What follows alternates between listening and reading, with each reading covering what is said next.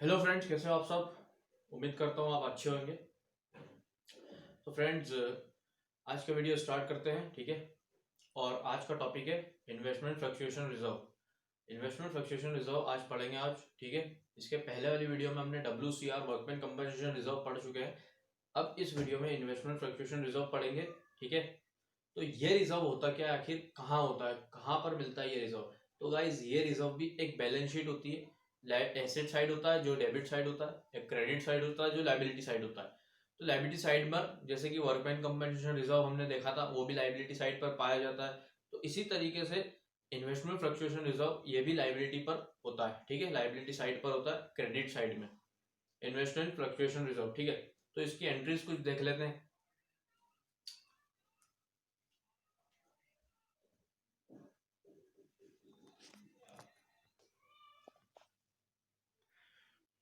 तो भाई लोग, मैंने एंट्री लिख चुका हूँ, ठीक है। अब ये एंट्रीज हम समझते हैं स्टेप बाय स्टेप, और इन्वेस्टमेंट फ्लक्चुएशन रिजर्व को स्टेप बाय स्टेप समझते हैं। आखिर ये रिजर्व की एंट्रीज किस तरीके से होती है इन्वेस्टमेंट फ्लक्चुएशन रिजर्व की। तो फ्रेंड्स, इसकी जो एंट्री है, पहले केस में सिचुएशन में बोल रहे हैं when book value and market value of investment are same. देखो, एक बुक वैल्यू होती है और एक मार्केट वैल्यू होती है। बुक वैल्यू आपको बैलेंस शीट के अंदर दी होती है, और जो मार्केट वैल्यू होती है वो एक अलग से होती है, वैल्यू वो अलग गिवन होती है। तो यहाँ पर अभी कह रहे हैं जो बुक वैल्यू है और मार्केट वैल्यू है वो ऑफ इन्वेस्टमेंट का, ठीक है, तो वो सेम है। तो जब सेम होती है दोनों की वैल्यू, तो एंट्रीज पास करी जाती है investment fluctuation reserve account debit to partners capital account. ये बताया जा रहा है इन्वेस्टमेंट फ्लक्चुएशन रिजर्व को डेबिट क्यों किया, क्योंकि लाइबिलिटी साइड में होता है ये बैलेंस शीट के, इसलिए वहां से उठाकर इसको यहाँ पर एंट्री में दिखा दिया डेबिट साइड पर। और पार्टनर्स कैपिटल अकाउंट में जा रहा है, ठीक है, रिजर्व बढ़ रहा है, IFR बढ़ रहा है। कहाँ पर जा रहा है, पार्टनर्स कैपिटल अकाउंट में, पार्टनर के पास में जा रहा है, उसके पार्टनर्स के कैपिटल अकाउंट में जा रहा है, इसलिए पार्टनर्स कैपिटल अकाउंट क्रेडिट हो गया, ठीक है। तो एंट्री बन गई IFR account debit to partners capital account, simple. Second case देख लेते हैं। क्या हो अगर मार्केट वैल्यू इन्वेस्टमेंट की, ठीक है, मार्केट वैल्यू कम हो जाए बुक वैल्यू से, ठीक है। मार्केट वैल्यू अलग होती है और बुक वैल्यू अलग होती है, ठीक है। तो मार्केट वैल्यू अगर कम हो जाती है बुक वैल्यू से, तो उस केस में क्या होता है, उसके अंदर दो केस बनते हैं। पहला केस आता है, यहां पर आपको बताया है वैल्यू लेस देन IFR, ठीक है। तो पहले केस देखते हैं, यहाँ पर एंट्री क्या बन जाएगी, IFR डेबिट चलेगा, ठीक है। हर एंट्री में IFR डेबिट चलेगा, जैसे WCR इसके पहले वाली वीडियो में चल रहा था, हर डेबिट। तो इसके अंदर भी डेबिट चलेगा, IFR अकाउंट डेबिट, लेकिन कुछ चेंज हो जाएगा टू पार्टनर टू, ठीक है। ऊपर वाली जो एंट्री है, ऊपर वाली जो सेम हुआ, मार्केट वैल्यू और बुक वैल्यू सेम थी, तो एंट्री क्या पास हुई थी, IFR account debit to partners capital account, same as it is. या लेस देन वाली में भी क्या है, अगर बोल दिया मार्केट वैल्यू लेस कम है लेस देन बुक वैल्यू से, तो सेम एज इट छाप दो वैल्यू, जनरल एंट्री, ठीक है। Journal entry same as it छाप दो, IFR account debit to partners capital account. वो लिखने से पहले, टू पार्टनर्स कैपिटल अकाउंट लिखने से पहले सिर्फ एक चीज और लिख देना, टू इन्वेस्टमेंट अकाउंट, ठीक है। टू इन्वेस्टमेंट अकाउंट कर कर अमाउंट यहाँ पर लिख देना। इन्वेस्टमेंट, यहाँ रिजर्व का अमाउंट आ जाएगा डेबिट में, यहाँ क्रेडिट में आ जाएगा इन्वेस्टमेंट का अमाउंट, ठीक है। और उसके पार्टनर्स में बढ़ जाएगा ओल्ड प्रॉफिट शेयरिंग रेशो में, ठीक है। किस रेशो में बटेगा, ओल्ड प्रॉफिट शेयरिंग रेशो में। उसके बाद इक्वल, वैल्यू इक्वल हो जाती है IFR के, तो उस केस में क्या होगा, वैल्यू इक्वल हो जाती है IFR के, जो इन्वेस्टमेंट फ्लक्चुएशन रिजर्व है उसके इक्वल हो जाती है वैल्यू, ठीक है। तो उस केस में क्या होगा, IFR को उठाओ, डेबिट करो, टू इन्वेस्टमेंट आ जाएगा क्रेडिट में, और अमाउंट लिख दो, ठीक है। यहाँ पर पार्टनर्स कैपिटल अकाउंट हट जाएगा, क्योंकि वे दोनों वैल्यू इक्वल हो गई है, ठीक है। तो पार्टनर्स के बीच में अमाउंट कैसे बांट सकते हैं, तो इसलिए IFR अकाउंट डेबिट हो जाएगा टू इन्वेस्टमेंट क्रेडिट। देन उसके बाद थर्ड केस देखते हैं कि वैल्यू बढ़ रही है IFR की, ठीक है। Value is more than IFR, हमारा जो इन्वेस्टमेंट फ्लक्चुएशन रिजर्व है, ठीक है। मैं इन्वेस्टमेंट फ्लक्चुएशन रिजर्व को IFR बोल रहा हूँ शॉर्ट में, ठीक है। तो वैल्यू बढ़ रही है IFR की, value is more than IFR, तो इस केस में एंट्री क्या बनेगी, IFR अकाउंट डेबिट IFR हमारा डेबिट हो जाएगा। वो मैंने आपको बताया कि हर एंट्री में डेबिट ही रहेगा, लेकिन एक चीज़ आ जाएगी जब वैल्यू बढ़ती है। मैंने आपको बताया था जब वैल्यू बढ़ती है तो वैल्यू बढ़ रही है मतलब रीवैल्यू हो रहा है, वैल्यू बढ़ रही है, रिवैल्यूएशन मतलब रीवैल्यू, ठीक है, वैल्यू बढ़ रही है तो यहाँ पर रिवैल्यूएशन अकाउंट आ जाता है, तो रिवैल्यूएशन भी डेबिट हो जाता है टू इन्वेस्टमेंट अकाउंट, ठीक है, टू इन्वेस्टमेंट अकाउंट और एंट्री फिनिश, ठीक है। और यहाँ पर एक एंट्री और होती है रिवैल्यूएशन अकाउंट की, ठीक है, जब रिवैल्यूएशन अकाउंट आ जाता है तो रिवैल्यूएशन अकाउंट की एक एंट्री और होती है जो कि ये वाली एंट्री है,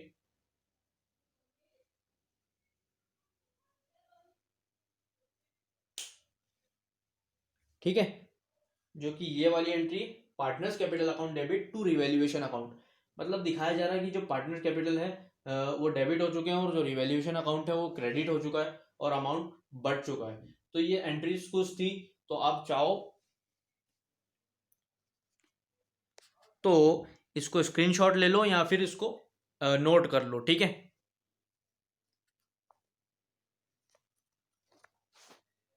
ठीक है भाई, इतना क्लियर हो गया भाई लोग। तो अब मैं इसको हटा रहा हूँ, ठीक है, और एक इलस्ट्रेशन करते हैं जिससे क्लियरिटी हो जाएगी आपके माइंड में, ठीक है। तो इसको जल्द से जल्द मैं हटा देता हूँ जल्दी से।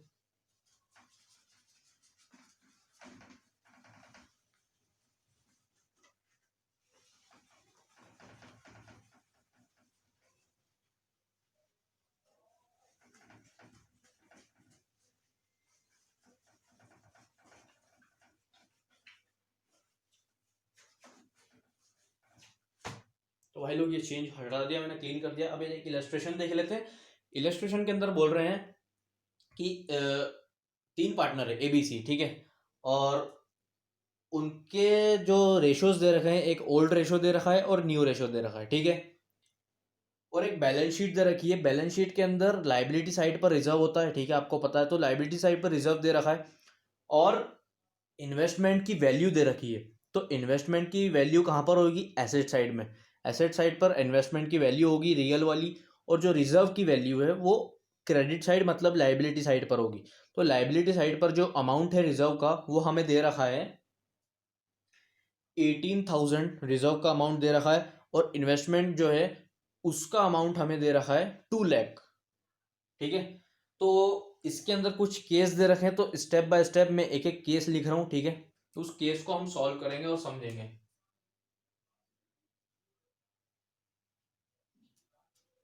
पहले केस में बोल रहा है वो कोई इंफॉर्मेशन नहीं दी हुई है, ठीक है, तो क्या करोगे? कोई इंफॉर्मेशन नहीं दी हुई है, सिर्फ और सिर्फ क्वेश्चन में आपको ABC तीन पार्टनर है और रेशोज दे रखे हैं, ठीक है, ओल्ड और न्यू, ठीक है, और बैलेंस शीट दे रखी है जिसके अंदर रिजर्व जो है, रिजर्व का अमाउंट 18,000 है और इन्वेस्टमेंट का एसेट साइड पर 2 लाख है। तो केस दे रखे हैं कुछ, और पहले केस में बोल रहे हैं कोई इन्फॉर्मेशन नहीं है, आप बिंदास क्वेश्चन में जो चीज़ें दे रखी उसका यूज़ करके आप सॉल्यूशन कर दो, ठीक है, मतलब कोई इन्फॉर्मेशन नहीं दे रखी। तो कोई इन्फॉर्मेशन नहीं दे रखी पहले केस में, तो उस केस में हम क्या करेंगे? पहले केस में कि इन्वेस्टमेंट जो पहली एंट्री हमने देखी थी, कोई मतलब सेम हो मार्केट वैल्यू या फिर कोई इन्फॉर्मेशन नहीं दिए रखी है, तो एंट्री क्या बन जाती है? पहले केस में IFR account debit to partners, ठीक है, यही एंट्री बनती है। और अगर आप चाहो तो टू पार्टनर्स ना लिखते हुए, अगर क्वेश्चन के अंदर आपको पार्टनर्स के नाम दे रखे हैं जैसे कि ABC, तो यहाँ पर टू एज, टू बीज, टू सीज, इस तरीके से पार्टनर्स का नाम ले लो, ठीक है। तो अगर क्वेश्चन में पार्टनर्स का नाम दिया हुआ है तो आपको लिखना कंपलसरी है पार्टनर्स का नाम, या फिर अगर आप ऐसे भी लिखो, ऐसे ऐसे भी मतलब एंट्री बनाते हो तो उसमें भी कोई प्रॉब्लम नहीं है, ठीक है। तो पहला केस हो गया सॉल्व। दूसरा केस देखते हैं। दूसरे केस में इन्वेस्टमेंट की वैल्यू है 2 लाख।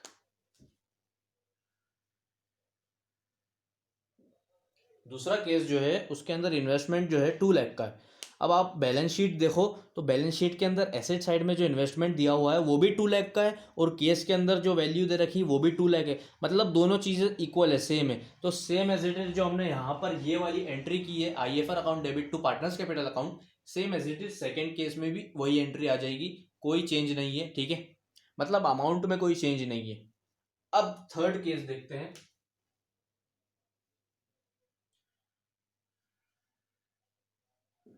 थर्ड केस देख लेते हैं। तो थर्ड केस के अंदर कह रहे हैं जो मार्केट वैल्यू है उसकी 1,91,000 हो गई है, ठीक है।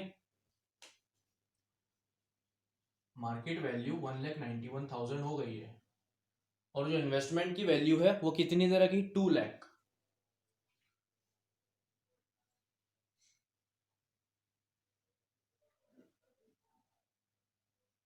इन्वेस्टमेंट वैल्यू 2 लाख, ठीक है। बैलेंस शीट के अंदर हमें इन्वेस्टमेंट की वैल्यू 2 लाख दे रखी है, लेकिन थर्ड केस में यहाँ पर कह रहे हैं वैल्यू गिर गई है, 1,91,000 हो गई। तो हम दोनों को जब माइनस करते हैं, इन्वेस्टमेंट वैल्यू और मार्केट वैल्यू दोनों को जब माइनस करेंगे तो अमाउंट निकल कर आएगा 9,000, ठीक है। इतने से कम हो रही 9,000 से, तो क्या एंट्री पास करोगे? जब वैल्यू क्या होती है, कम होती है, मतलब लेस देन वाली एंट्री अभी हमने सीखी थी। जब वैल्यू कम होती है, लेस होती है, तो उसके अंदर एंट्री क्या बन जाती है, अभी हमने करी थी एंट्री, ठीक है। तो एक बार उस एंट्री को एक और बार करते हैं हम, ठीक है। तो एंट्री बन जाएगी IFR account debit to investment, very good, to partners capital. वही लोग, ये एंट्री बन गई, ठीक है। तो ये एंट्री बन गई। अमाउंट किस तरीके से बांटोगे, यहाँ 18,000 का हमें क्या दे रखा है, क्वेश्चन में दे रखा है। बैलेंस शीट के अंदर रिजर्व की अमाउंट दे रखा है लाइबिलिटी साइड में 18,000, तो हमने 18,000 लिख दी, 18,000, ठीक है। इन्वेस्टमेंट की जो वैल्यू है 9,000 से कम हुई है, तो 9,000 से कम हुई है तो 9,000 यहाँ पर लिख दो, लिख दिया 9,000, ठीक है। 9,000 से कम हुई इन्वेस्टमेंट की वैल्यू। बचे पार्टनर्स, पार्टनर्स के बीच में ओल्ड प्रॉफिट शेयरिंग रेशो में 9,000 को बांट दो, समझ गए। 9,000 को ओल्ड प्रॉफिट शेयरिंग रेशो में बांट दो। अब आपको नए रेशो निकालना आना चाहिए, तो उसके लिए फॉर्मूला आपको पता होना चाहिए, ओल्ड माइनस न्यू, ठीक है। तो ओल्ड माइनस न्यू करोगे और नए रेशो जब निकालोगे तो जो नए रेशो आएंगे जब आप इससे मल्टीप्लाई करोगे तो अमाउंट आराम से इजीली बढ़ जाएगा। अब बांटना तो आपको आना चाहिए, क्योंकि इसके पहले भी हमने कितनी चीज़ें, मतलब ये रेशोज निकालने वाली चीज़ें सीखी थी, ठीक है। कितनी सारी चीज़ें तो आपको आना चाहिए, ठीक है। अब ये 9,000 को बांट देना, सिर्फ मैं ये बताना चाह रहा था आपको। अब इसके बाद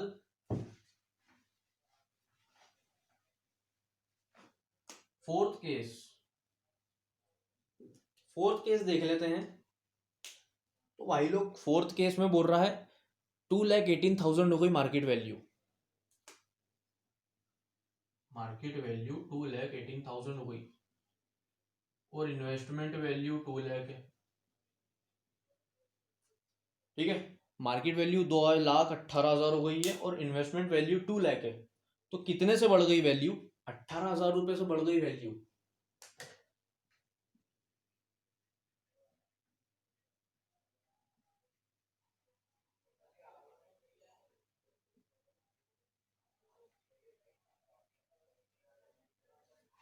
तो 18,000 से वैल्यू बढ़ गई है। तो जब चीज बढ़ती है, इंक्रीज होती है, तो हमने मोर देन वाला केस देखा था।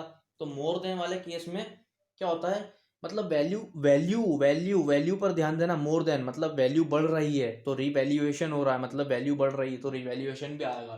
तो यहाँ पर एंट्री बन जाएगी, IFR तो डेबिट ही रहेगा, ठीक है, ये डेबिट हो गया। रिवैल्यूएशन आ जाएगा यहाँ पर, रिवैल्यूएशन अकाउंट डेबिट टू, ठीक है। अब यहाँ पर देखना, ध्यान से समझना, यहाँ पर revaluation account debit to investment आएगा, ठीक है। यहाँ पार्टनर्स मत लिख देना गलती से, गलती मत करना वरना मार्क्स गवा दोगे। यहाँ इन्वेस्टमेंट आएगा, ठीक है। और अमाउंट IFR के 18,000 लिख दो। वैल्यू कितने से बढ़ी है, ठीक है।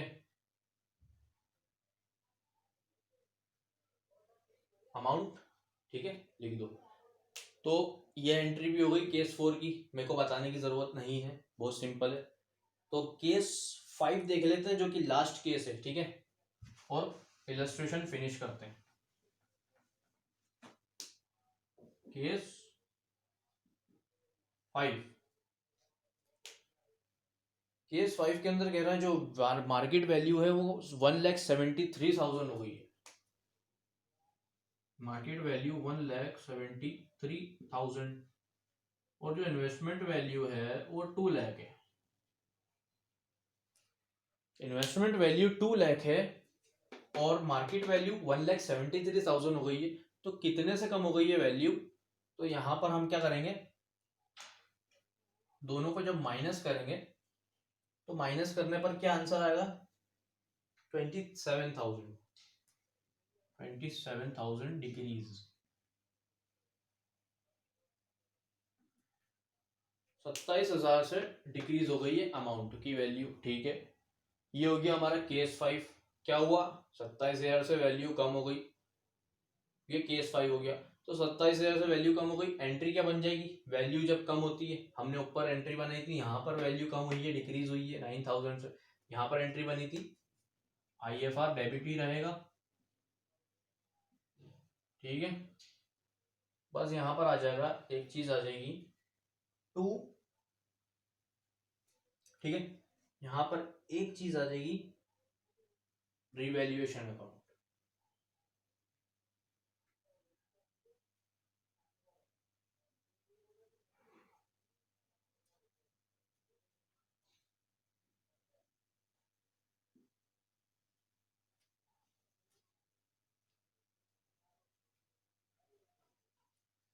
तो भाई लोग यहाँ पर क्या हो रहा है कि रिवैल्यूएशन अकाउंट आ गया, ठीक है।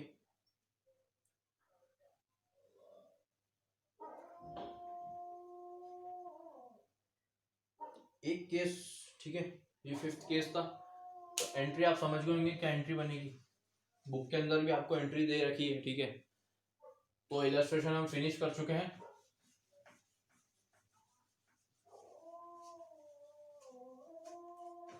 ठीक है।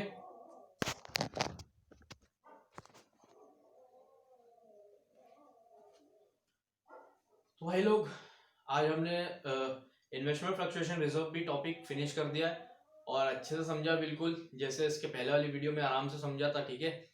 तो गाइस मजा आ रहा है वीडियो बनाने में और आपको पढ़ाने में ही बड़ा मजा आ रहा है, एक मोटिवेशन भी फील करता हूँ जब आपको आपके लिए वीडियो बनाता हूँ, ठीक है। तो यार वीडियो पसंद आए तो लाइक कर दो, शेयर कर दो, सब्सक्राइब कर दो, बेल आइकन को प्रेस कर दो, ठीक है। पसंद आए तो आपकी मर्जी, वरना कोई प्रॉब्लम नहीं, मेरे को तो शौक है, पैशन है, तो मैं तो पढ़ाता हूँ, ठीक है। तो यार पैशन को लेकर अपन आगे बढ़ते हैं भाई।